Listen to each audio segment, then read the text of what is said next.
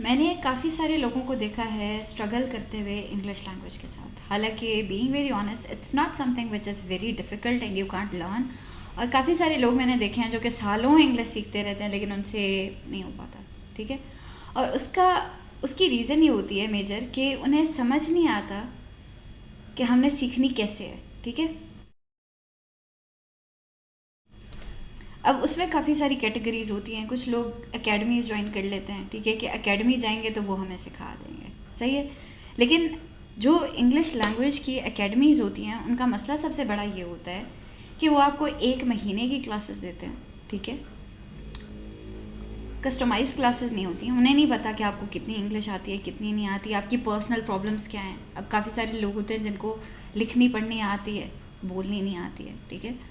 काफ़ी सारे लोग होते हैं जिनको बोलनी आती है लेकिन लिखना पढ़ना नहीं आता, लेकिन वो तो चलो आप स्कूल में सीख लेते हैं, तो उनकी प्रोपोर्शन काफ़ी कम होती है। अब अक्सर लोग जो मैंने देखे हैं जो कि इंग्लिश लैंग्वेज से स्ट्रगल करे होते हैं, like they can't learn English. उन्हें लगता है कि जी हम यूट्यूब वीडियोस जितनी ज़्यादा देखेंगे उतनी हमें इंग्लिश आ जाएगी, but this is not how it works.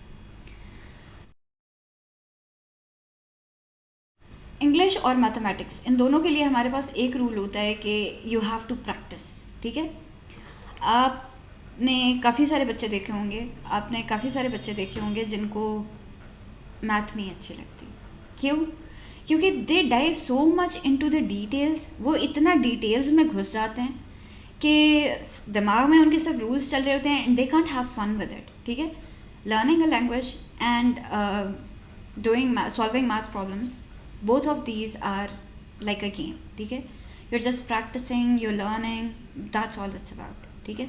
अगर आप इसकी साइंस में घुस जाएंगे, बहुत ज़्यादा डिटेल में चले जाएंगे, तो आप सीख ही नहीं सकेंगे। आई नो मेरी बातें आपको बहुत वेग लग रही होंगी कि क्या बकवास करिए। अब इसकी एक बहुत इजी सी एग्जांपल ये है कि आप एक बच्चे के साथ अगर कम्युनिकेट कर रहे हो, उसको नहीं पता कि यहाँ पे है लगना है, हैं लगना है, आप लगना है, तुम लगना है, ठीक है।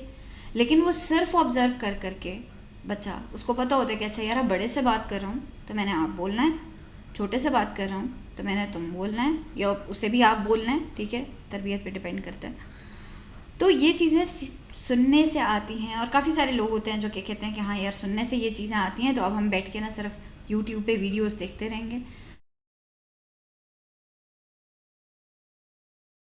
सबसे पहले तो आपने खुद डिटर्मिन करना है कि आप लैंग्वेज सीखने के लिए आए बैठे हैं या आप टाइम पास करने के लिए आए बैठे हैं, ठीक है। और बुराई दोनों में से किसी एक में भी बुराई नहीं है, ठीक है। आप अगर टाइम पास करने के लिए भी यूट्यूब पे आए हुए हैं ना, I can guarantee you that with in 2 to 3 years you'd be talking in English if you're consistently wasting time on YouTube videos, ठीक है। लेकिन अगर आप सीरियस हैं कि यार मुझे ना 2-3 महीने में, फॉर एग्जांपल मेरा CSS का एग्ज़ाम है या मेरा IELTS का एग्ज़ाम है, मैंने 2-3 महीनों में इंग्लिश सीखनी है, ठीक है। तो आपने सबसे पहले डिटर्मिन करना है कि आप एम ही लगे हुए हैं या आपने वाकई में सीखनी है। अगर तो आपने वाकई में सीखनी है, उसके लिए आपके पास ये ऑप्शन है कि थोड़े से पैसे लगाएं, ठीक है, किसी एक बंदे के पास जाएं कि मेरा ये ऑब्जेक्टिव है, ठीक है, मैंने CSS करना है या मैंने IELTS का एग्ज़ाम देना है, और जो भी जिस भी वजह से आप सीख रहे हैं, या मुझे इंटरव्यूज़ के लिए इंग्लिश सीखनी है, ठीक है। 2-3 महीने लगाएं, एक बंदे को पैसे दें जो कि आपको कस्टमाइज्ड आपके मुताबिक पढ़ाए, ठीक है। आप किसी क्लास में जाते हैं, वो बड़ा जनरलाइज्ड पढ़ाते हैं, उन्हें नहीं पता होता कि आपका कैलिबर क्या है, आपको कितना ऑलरेडी आता है। वो सिर्फ वो चीज़ें बताएंगे जो कि जनरली एक पॉपुलेशन को बताई जा सकती हैं, और वो सीखने से बेहतर है कि आप डायरेक्टली जो है यूट्यूब पे ही चले जाएं, ठीक है, क्योंकि यूट्यूब पे भी काफ़ी जनरलाइज्ड वीडियोस आपको मिल जाती हैं। दूसरा जो लोगों को मसला होता है वो होता है अकाउंटेबिलिटी का। एक दिन पढ़ लेंगे, 4 दिन नहीं पढ़ेंगे, हफ्ता फोकस करेंगे इंग्लिश लैंग्वेज पे, 2 महीने नहीं करेंगे। अगर इस तरह आप यूट्यूब पे भी टाइम ज़ाया कर रहे हैं ना, तो आप टाइम ज़ाया ही कर रहे हैं, you are not going to learn anything. सबसे पहले तो आपने ये डिटर्मिन करना है कि आप इंग्लिश सीख रहे हैं तो क्यों सीख रहे हैं, ठीक है। आप कोई भी लैंग्वेज पकड़ें, उसमें डिफरेंट जो है ना हमारे पास ऑब्जेक्टिव्स होते हैं एक लैंग्वेज को सीखने के लिए, ठीक है। अब फॉर एग्जांपल मैं स्कूल में हूँ तो मेरा ऑब्जेक्टिव एकेडमिक है, ठीक है, मैं पासिंग मार्क्स लाने के लिए इंग्लिश सीखना चाह रही हूँ, ठीक है, तो वो एकेडमिक पर्पज़ है। मैं अगर यहाँ पे इंटरव्यू देने के लिए मैं इंग्लिश सीख रही हूँ तो मेरा जो लैंग्वेज सीखने का पर्पज़ है वो है कम्युनिकेशन, ठीक है। आप किसी कम्युनिकेशन वाले ट्यूटर के पास चले जाएं या किसी एकेडमिक वाले ट्यूटर के पास चले जाएं, दोनों में ज़मीन आसमान का फ़र्क होगा, सही है। तो सबसे पहले तो आपने डिटर्मिन करना है कि भाई मैं इंग्लिश सीख रहा हूँ तो क्यों सीख रहा हूँ, क्या मैं बोलना बेहतर चाहता हूँ, क्या मैं लिखना बेहतर चाहता हूँ। तो just focus on one of the objectives कि आप लैंग्वेज सीख रहे हैं तो क्यों सीख रहे हैं, ठीक है।